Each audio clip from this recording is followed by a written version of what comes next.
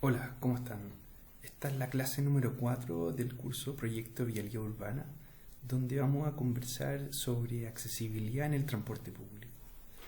Esta clase tiene el siguiente contenido. Primero vamos a conversar sobre la Ley de Accesibilidad Universal y luego vamos a hablar de un poco de accesibilidad, diseño, medidas, dimensiones, etcétera, que tienen que tener el transporte público y el entorno también. Y por último vamos a proponerle a ustedes una tarea para que ustedes puedan después subirla en la plataforma Canvas posteriormente a la clase. Entonces partamos por el primer tema. Y antes de ir introduciéndonos más en la accesibilidad, quiero que ustedes reflexionen cuando vayan avanzando en la clase y se hagan esta pregunta, ¿cierto? ¿Cuáles son los desafíos de la accesibilidad universal o de la accesibilidad peatonal, en este caso, enfocada en el transporte público? ¿Qué desafíos presenta hoy día los paraderos? ¿Qué desafíos presenta los diseños interiores de un bus, por ejemplo, del metro? La cantidad de escaleras, los desniveles, el entorno. ¿Qué pasa cuando salgo del metro y me acerco al bus, al paradero? ¿Hay una buena conexión desde el punto de vista de la accesibilidad? ¿Qué tipo de pasajeros son los que usan el sistema de transporte público? Bueno, en fin, vayan reflexionando sobre este tema que después más adelante les vamos a preguntar en la tarea. En el tema de la ley de accesibilidad universal es bien interesante porque esta ley, si bien se lanza, ¿cierto?, el 2010, se hace por todos conocido, el 2010, hablaba de varias cosas interesantes. Primero, nuevas definiciones, donde se habla de accesibilidad, persona con discapacidad, etc. También incluye diseño en términos de estándares. Esta ley habla muy específicamente de la ruta accesible, y esa ruta accesible que debe tener todo espacio público, y en este sentido, como es espacio público, también el transporte público incluye eso a través, por ejemplo, de los paraderos. También es importante diferenciar que ruta accesible no es lo mismo que diseño universal. Lo vamos a conversar más adelante. Y obviamente hay unos plazos para adecuarse a esta norma, y esta norma de alguna manera permite ir avanzando en el tiempo. Lo bueno de esta norma es que modifica la Ordenanza General de Urbanismo y Construcción, y esa ordenanza es retroactiva. Entonces, esta es de las pocas normativas que permite de alguna manera actualizar cierta norma ya existente. Entonces, si ustedes ven acá, los edificios tienen que cumplir con ciertas exigencias de accesibilidad, el espacio público también. Y lo interesante es que al 2016, ¿cierto?, se establece una normativa, que es el Decreto Supremo número 50, que es lo que yo le estoy hablando un poco, que actualiza hasta la OBUC, ¿cierto?, la Ordenanza General de Urbanismo y Construcción, y lo que establece es que en 3 años más, o sea, a marzo del 2019, ya ha pasado un año, todos los edificios debieran ser accesibles. Entonces es interesante cómo esta transición, ¿cierto?, ustedes pueden reflejarse en la práctica si se ha cumplido o no. Entonces hay harto ahí que se puede ir estudiando, ustedes lo pueden buscar ahí. Hay una corporación muy interesante que es la Corporación Ciudad Accesible, que habla mucho de esto también y lo explica con mucha claridad, mucho diagrama y muy simple de entender. Ahora, ¿qué es lo que es el Decreto 50? ¿Y qué es lo que es de alguna manera detrás del Decreto 50 la accesibilidad universal? Y acá hay una definición bien marcada, ¿cierto? Es bien textual de lo que dice. Entonces es importante, aquí ustedes la pueden leer con calma, pero la accesibilidad tiene que ver con otras condiciones, ¿cierto? Con temas de autonomía, ¿cierto? Con rutas que permitan de alguna manera a las personas poder acceder y no restringir por tipo de pasajero. O sea, estamos hablando acá de conceptos como inclusión, por ejemplo. Entonces, es importante que la accesibilidad no solamente esté en el entorno del transporte público, también acá vemos, por ejemplo, otras condiciones, el tema del acceso a las playas, ¿cierto? Bueno, hay otras condiciones también, pero como nosotros estamos en este curso en tema urbano, ¿cierto?, y en tema de transporte público, nos interesan los cruces, nos interesan las veredas también, como el entorno inmediato al transporte público. Y cómo de alguna manera nosotros vamos usando el lenguaje. Entonces, ¿qué se debe usar? Persona minusválida, persona con discapacidad o persona con movilidad reducida. Y acá está la diferencia de cada una. Por ningún motivo hay que usar persona minusválida, porque de alguna manera eso está diciendo que una persona tiene menos valor, y eso no es así, ¿cierto? Entonces hay que usar persona con discapacidad cuando tenga esa condición que aparece ahí en el texto, o persona con movilidad reducida cuando tenga esa otra condición que aparece ahí en el texto. Es importante esto que yo les decía, que diseño accesible, ruta accesible no es lo mismo que diseño universal. Y en este sentido hay varios principios de diseño que ustedes debieran de considerar en sus proyectos.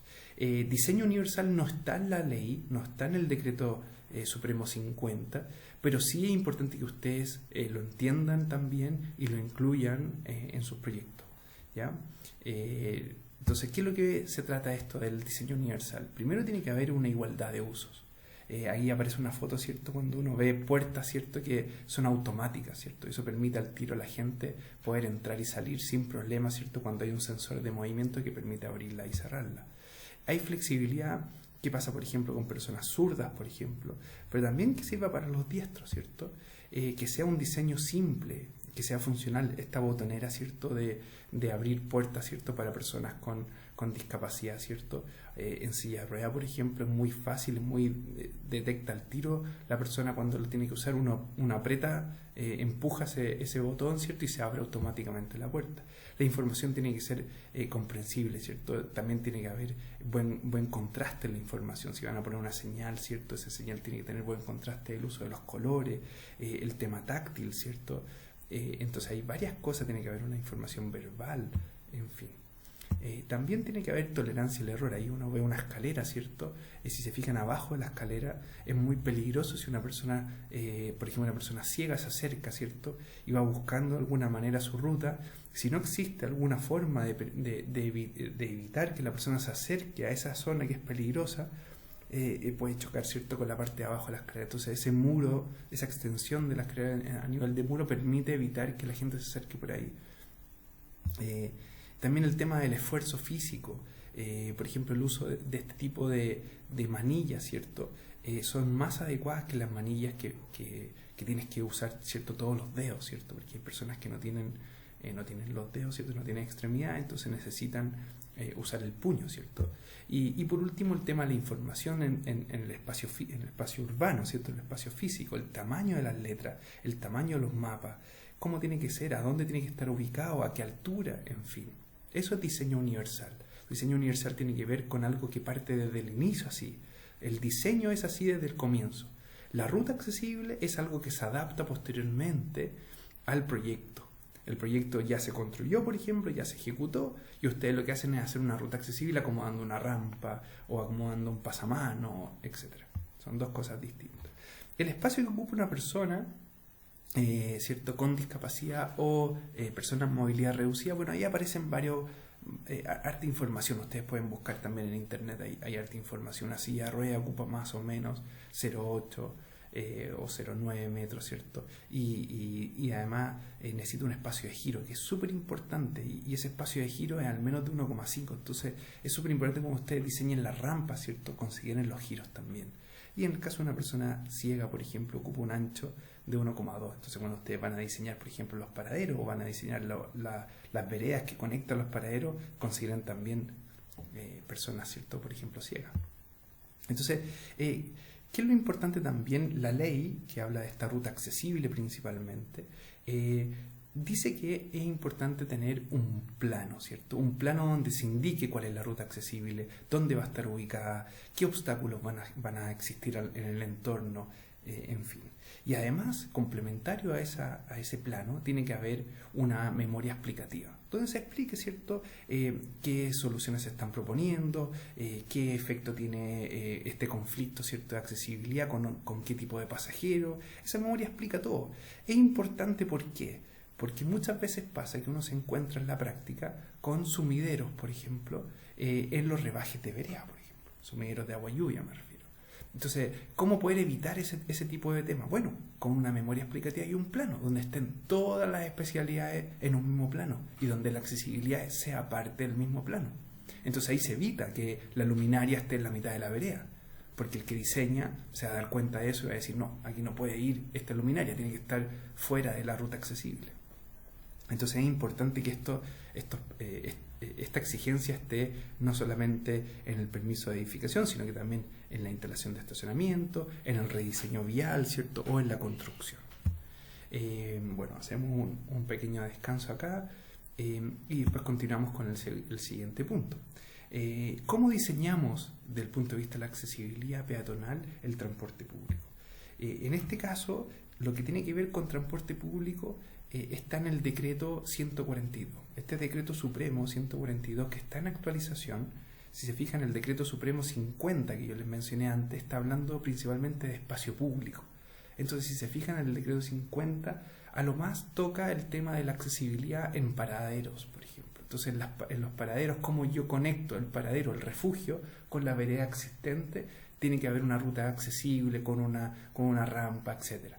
Pero no se hace cargo ese decreto del interior del bus, por ejemplo, o del interior de la estación de metro. En cambio, el decreto 142 sí, y eso tiene que ver directamente con el transporte público. Entonces, ¿qué es lo que habla? Habla de que hay que tener señalizaciones, ¿cierto? Habla de que tiene que haber asientos, ¿cierto? Espacio suficiente, un 10% debe destinarse para personas con discapacidad. Ahí están las dimensiones que tienen que estar esos espacios reservados. Habla de que la señalización en las puertas tiene que estar muy bien demarcada. Habla de avisos sonoros, ¿cierto? Luminosos de cierre, pulsador color con contraste de los pulsadores, por ejemplo, en el bus, ¿cierto? Entonces, esto es lo que tiene hoy día el decreto 142. Si se fijan, falta mucho. Hay muchas otras cosas que hay que incluir acá y por eso está en actualización. Entonces yo les voy a ir comentando otras cosas que se pueden ir agregando también. Ahora acá este video es súper interesante, lo pueden revisar con calma ustedes después. Y habla de cómo se está implementando la accesibilidad en otros metros del mundo. Aquí se habla del caso de Madrid y es bien interesante donde ustedes pueden ver que no solamente se identifica el pasajero con discapacidad, no solamente tiene información de la estación a través de aplicaciones, sino que también los pasamanos tienen sistema braille y hay otras condiciones mucho más accesibles también necesarias para ese tipo de usuario. También, por ejemplo, ustedes pueden buscar en internet también y en otras plataformas algunos mapas que son bien interesantes de redes de metro. Acá está el caso del mapa de red de Londres, donde las personas lo que han hecho acá es calcular el tiempo entre estaciones. Entonces uno siempre, cuando se acerca a un mapa, los mapas siempre son simplificados, ¿cierto?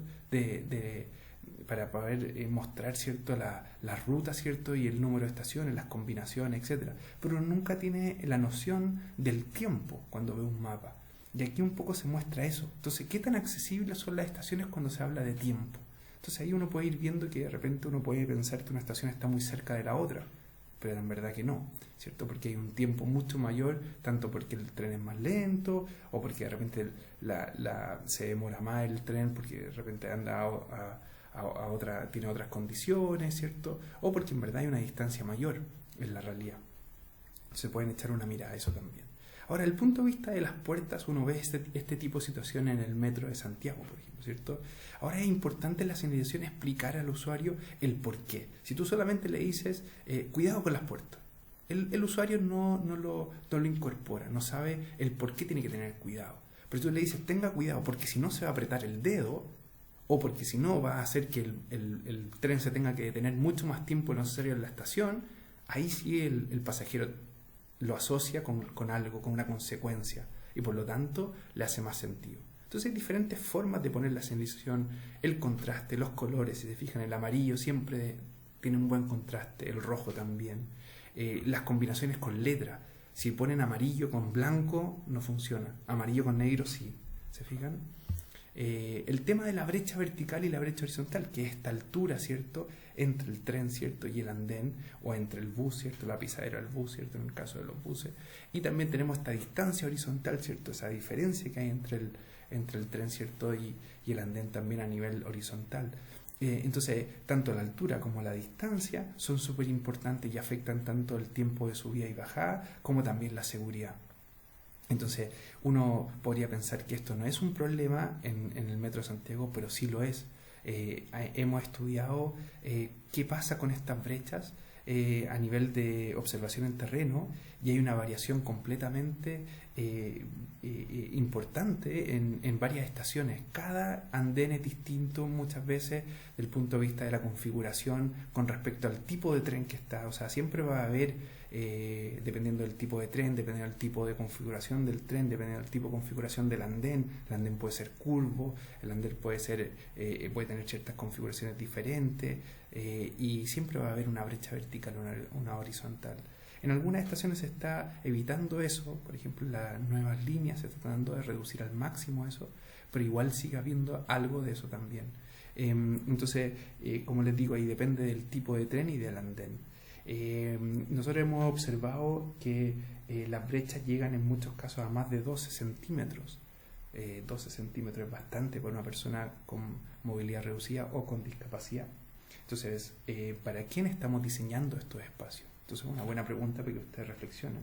El manual que usa Metro usa un estándar de brecha vertical de 3 centímetros máximo y horizontal de 7 centímetros máximo.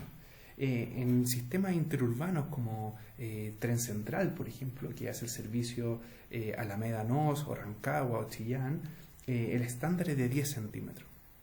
Ahora, esto es súper interesante porque si ustedes, por ejemplo, la brecha horizontal la reducen, el tren al aproximarse a la estación tiene que aproximarse a una velocidad menor. Mientras más brecha horizontal tenga, el tren puede aproximarse a mayor velocidad. Si ustedes se fijan, los trenes rápidos, ¿cierto? Los trenes rápidos que uno ve en Europa, ¿cierto? La brecha horizontal es muy alta, es muy grande. Y eso se da principalmente porque el tren, cuando pasa por la estación, muchas veces no para por una estación puntual y puede pasar muy rápido. Y eso se da para tener una buena holgura ahí. Entonces, pero eso genera problemas después en la subida y bajada. Entonces, afecta el tiempo de subida de todas maneras y afecta la seguridad. Cuando uno ve el caso de los buses, ve situaciones más complejas aún. Si es que el bus se detiene a una distancia bastante mayor, que hace que el pasajero tenga que pasar primero para la calzada y después tenga que subir al bus, hace que esa brecha vertical llegue casi a 40 centímetros, lo que es demasiado. ¿Para qué decir la brecha horizontal? Entonces, esa brecha vertical es demasiado alta. O sea, tener 40 centímetros para una persona en silla de ruedas es imposible sobrepasarla. Y esa brecha horizontal, ahí como estamos viendo en la foto, puede llegar a más de 1 metro, lo que también es bastante complejo. Entonces, vemos esto que está pasando también en los buses, y eso se da principalmente porque el bus no se acerca al paradero, por susto de romper las llantas de las ruedas, ¿cierto? Y porque el paradero tampoco está elevado, ¿cierto? Hay diseños que permiten acercarse tanto el bus al andén como el andén al bus también. ¿Y qué es lo que pasa en trenes como este, que es el de Concepción? Acá uno puede ver que incluso algunos tienen pisadera, ¿cierto? Entonces genera más complicación porque uno tiene que primero pasar a la pisadera y después subir a la brecha. Entonces es bien complejo lo que sucede en este tipo de situaciones. Estaciones en Londres, por ejemplo, del metro de Londres, hablan de esto de siempre el mind the gap, ¿cierto? Y uno se acuerda de eso, está todo el rato presente y uno siempre tiene que tener una preocupación. Allá sí que hay una brecha bastante alta, la brecha vertical muchas veces puede llegar a más de 20 centímetros y eso es bastante complicado. Ahora, en algunos casos, para evitar eso, lo que se hace es subir el andén, ¿cierto?, en un tramo, ¿cierto?, del total del andén. Entonces lo que se hace, estos son los platform hump, y lo que hace es que en un tramo, por ejemplo, de 27 metros de largo, se genera un andén elevado y eso permite evitar esa brecha vertical. Tiene que haber buena señalización, buena información, y ustedes pueden buscar este tipo de ejemplos, ¿cierto? En internet también les puede servir como casos de estudio. Este es un ejemplo de una estación, ¿cierto?, que tiene esto allá en Londres. Acá en Santiago lo que hemos visto en las nuevas líneas es que para evitar la brecha horizontal se le incluye esta especie de goma de relleno. Entonces de esta manera se reduce la brecha horizontal y eso permite flexibilidad, ¿cierto?, donde esta goma, ¿cierto?, el tren al acercarse a la estación, ¿cierto?, esa goma no va rompiendo, ¿cierto?, el tren, ¿cierto? Entonces es una buena forma de hacer ese relleno, una muy buena manera en las nuevas líneas 3 y 6. Lo otro interesante son las puertas en andén en esas mismas líneas, y uno pensaría que están principalmente asociadas por evitar caídas, ¿cierto?, hacia las líneas del tren. Pero también hemos comprobado que permite que las personas se ordenen mejor y esperen a los bordes de las puertas en vez del frente de las puertas, lo que mejora los tiempos de subida y bajada. Y también mejora un poco la circulación, la interacción también mejora. Y eso se da principalmente porque las personas saben dónde están las puertas y de alguna manera se ordena mejor. La gente espera a los bordes, ¿cierto? O sea, en algunos casos se generan filas especiales para esperar y eso ayuda mucho más.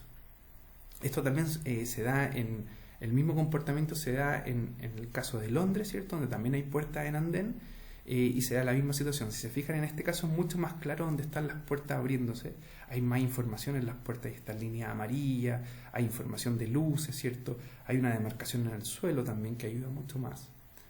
También el tema de la ubicación de los pasamanos. Lo más importante es pensar en este tipo de usuarios, ¿cierto?, que necesita apoyo, tanto en el respaldo como en pasamanos, ¿cierto?, que permitan ayudar a subir y bajar, ¿cierto? Y entonces es muy importante dónde estén ubicados. Tiene que haber muy buen contraste para que yo los pueda identificar. Se fijan, amarillos, por ejemplo, el color amarillo da muy buen contraste. Entonces es muy importante eso, dónde lo ubican, ¿cierto?, y por qué lo ubican en ese lugar. Nosotros estamos acostumbrados acá en Santiago, especialmente en la línea 1, a tener el pasamano central al frente, ¿cierto?, de las puertas, ¿cierto?, al interior del tren. Y eso genera que la mayoría de las personas se acumule ahí. Entonces bloquea la entrada y salida. Entonces, ¿por qué no desplazar esos pasamanos verticales, ¿cierto?, hacia el interior del tren, en vez de justo al frente de las puertas? Que es un poco lo que vemos acá, ¿cierto? Entonces, en la línea 6, por ejemplo, del metro tiene este pasamano al medio. Lo bueno es que tiene asociado al pasamano vertical 2 o 3 pasamanos, que eso permite también mayor apoyo. O sea, más gente puede estar apoyándose de eso, ¿ya? Entonces es interesante también la posición de los asientos, ¿cierto? En este caso los asientos van paralelo a la dirección, ¿cierto?, de tránsito. Y eso genera un pasillo mucho más amplio, donde dos filas de personas pueden estar esperando paradas, ¿cierto? Entonces genera más capacidad. También espacios para personas que puedan tener dificultad al moverse, ¿cierto? Entonces, tienen que haber asientos con espacios preferenciales, ¿cierto? Como esos asientos de color blanco que se ve ahí, que es reservado para personas con movilidad reducida, pero tiene que estar señalizado, tiene que estar bien informado para que las personas de alguna manera lo respeten y lo usen, ¿ya? En el caso de los buses también vemos zonas especiales para sentarse, donde están estos asientos que son de otro color, naranjos, por ejemplo. Si se fijan acá, los pasamanos verticales son amarillos también. Hay una botonera de color naranjo también, tiene que haber buen contraste. Entonces, mientras más llamativo, mejor. Ahora, ¿qué ven ustedes acá como problema? Fíjense los torniquetes. O sea, un bus con torniquete es inaccesible absolutamente. Pasar esos torniquetes, no sé si a usted le ha tocado, pero es prácticamente imposible si es que tú tienes alguna discapacidad o tienes alguna movilidad reducida. ¿Para qué decir si tú vas con niños o vas con maleta o con mochila, etcétera? Entonces también aparece esta información en los nuevos buses del servicio ahora que se llama Red, ¿cierto? Red Movilidad. Entonces hay ayuda, ¿cierto? Estos pasamanos que te ayudan a sentarte, ¿cierto? Que están ahí al borde del bus. Hay aviso, hay información, color, son más cómodos estos asientos que los de plástico, ¿cierto?, que mostraba en la diapositiva anterior. Ahora hay espacio para coches, ¿cierto? Ahora es interesante aquí también el respaldo, ¿cierto?, de esa zona. Ahí supuestamente también podría ir una persona en silla de ruedas. Ese respaldo debiera ir en la posición que ustedes ven. ¿Se fijan? O sea, la persona que anda en silla de ruedas tiene que ponerse, ¿cierto?, en el respaldo, ¿cierto?, contraria a el movimiento, ¿cierto? O sea, de espalda al movimiento, mientras va avanzando. ¿Por qué? Porque si hace el bus, se manda una chantada, se manda un frenazo, la persona que está en silla de ruedas se ve soportado, ¿cierto? Se ve apoyado por el mismo respaldo en el frenazo. ¿Se fijan? Entonces está muy bien este respaldo puesto ahí. Ahora, miren los nuevos buses. O sea, esto es absurdo. O sea, una persona que quiere llegar allá atrás, imagínense, 1 escalón, 2 escalones, 3 escalones, 4 escalones, 5 escalones. ¿Qué tipo de accesibilidad es esa? Entonces, claro, para tener un piso bajo en la primera parte del bus, tengo que poner el motor atrás. ¿Se fijan? Entonces tiene que ver con el diseño de los buses. Entonces, al poner el motor atrás, tengo que tener una inclinación de este tipo, lo que es absolutamente absurdo desde el punto de vista de accesibilidad. Entonces, la persona le está restringiendo la posibilidad de usar ese espacio. Aquí tenemos el caso que yo decía antes también, el pasamano, ¿cierto? Justo en la entrada, ¿cierto?, de las puertas, el pasamano vertical, esto en el servicio Biotren de Concepción. Es importante la información, ¿cierto?, que esté disponible. Es importante también el tema de precaución, cierre de puertas, no solamente señalización, sino también una señal auditiva. También hay zonas preferenciales. Si se fijan en el caso de Metro de Santiago, hay zonas de espera especial, ¿cierto? Por ejemplo, en el caso de Tobalaba es muy claro ahí. Hay una zona donde la gente puede quedar esperando, ¿cierto?, de forma reservada ese espacio, y así evita que otras personas, ¿cierto?, no la dejen subir o bajar. Y también hay zonas de espera preferencial o especial, que son esas líneas verdes que se ven en la figura a la derecha, que marcan de alguna manera una zona de espera más protegida, que tiene que ver con que justo al frente, en el muro, hay un aviso de emergencia, un audio de emergencia hacia el jefe de estación también. Entonces hay un sistema de emergencia que apoya a las personas en caso de que necesiten alguna asistencia. Hay diferentes tipos de demarcación en el andén, zonas de espera, flujo, deje bajar antes de subir, y eso se va demarcando en el suelo, ¿cierto?, con la ayuda de estas puertas en andén también que hablaba anteriormente. Este es el caso de Singapur. Entonces va generando una conducta, va generando que las personas se comporten, ojalá de una mejor manera, para evitar conflictos, evitar que el bus, o en este caso el tren, se demore mucho en la estación. Entonces hay mucho que se puede hacer tanto en paraderos, tanto en estaciones, desde este punto de vista, y son soluciones de bajo costo y son de gran impacto. Entonces también hay temas a nivel de superficie, el tema de los paraderos. Tiene que haber refugios que sean accesibles, tiene que haber no solamente un techo que los proteja de la lluvia, sino que también tienen que haber andenes amplios, ¿cierto? Si ustedes se fijan, ustedes ingresan, por ejemplo, acá, este es el caso de justo el paradero que está ahí en la salida del Metro Bilbao, Porto Alaba, ¿cierto?, hacia Providencia, y ustedes se fijan ahí, comercio interior del paradero, lo que me parece que puede ser válido, pero ¿por qué no lo formalizamos? Para evitar que el ancho del andén se vea reducido. Pongámonos en algún lugar donde se genere que ese espacio no afecte la circulación peatonal, y se pueda generar igual comercio. Los torniquetes, los validadores son puertas angostas, no necesariamente permiten que las personas puedan entrar cómodamente. No hay mucha iluminación que digamos, el pavimento guía no existe, en fin, hay muchas cosas que hay que fijarse cuando ustedes empiecen a analizar el refugio de los andenes a nivel superficie también. Y el acceso a los paraderos, cómo las veredas se conectan, cómo se conecta también a través de rampas, ¿cierto? ¿Qué pasa con las rampas? Tienen que tener una pendiente máxima de 10%. La ruta accesible al menos tiene que ser un 1.2, pero en la práctica uno ve este tipo de situaciones. Este en San Pedro de la Paz, en Concepción. Entonces, ¿qué tipo de paradero estamos diseñando? ¿Qué tipo de veredas en el entorno estamos diseñando? ¿Cómo las personas pueden llegar, desde el punto de vista de accesibilidad, a ese paradero? En este caso es imposible, si se fijan. Entonces, acá también hay un tema de las ciclovías. ¿Por dónde tiene que ir la ciclovía? Idealmente siempre por atrás del paradero, para evitar esa interferencia entre el bus y el mismo paradero. ¿Se fijan? Entonces, este es un buen diseño, la ciclovía siempre por atrás del paradero, para evitar ese conflicto. De alguna manera es la mejor solución.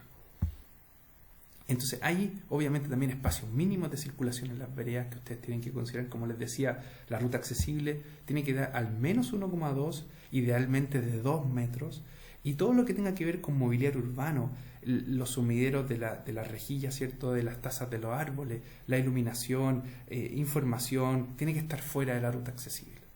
¿Se fijan? Todo lo que tenga que ver con mobiliario tiene que ser accesible, ojalá llegar hasta el suelo, para que así las personas que son ciegas, por ejemplo, puedan detectarlo. ¿Ya? Se fijan, acá hay algunos ejemplos, incluso del espacio reservado que tiene que tener una persona en silla de ruedas. El tema de los rebajes en los cruces. ¿Cómo tienen que ser los rebajes en cruces? Acá aparece, ¿se fijan? Entonces tiene que ser el ancho del rebaje tiene que ser el mismo ancho del cruce peatonal.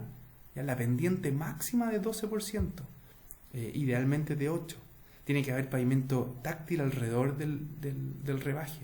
Todo lo que tenga que ver con mobiliario urbano tiene que estar fuera de ese rebaje. ¿Se fijan? Entonces es muy importante. ¿Se fijan? Algo como este tipo. ¿Ya? Ahora, cuando hay mediana, tiene que haber información de pavimento táctil en la mediana, para que las personas sepan que hay una zona de espera y después continúa la vereda, o sea, continúa la calzada para después llegar a la vereda.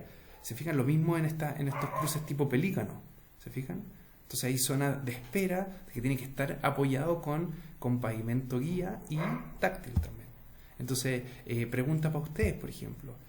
¿Qué hacer cuando tenemos una vereda, ¿cierto?, con un ancho menor a 1,2? ¿Cómo genero este rebaje? Bueno, se rebaja toda la vereda, ¿se fijan? Acá hay una solución.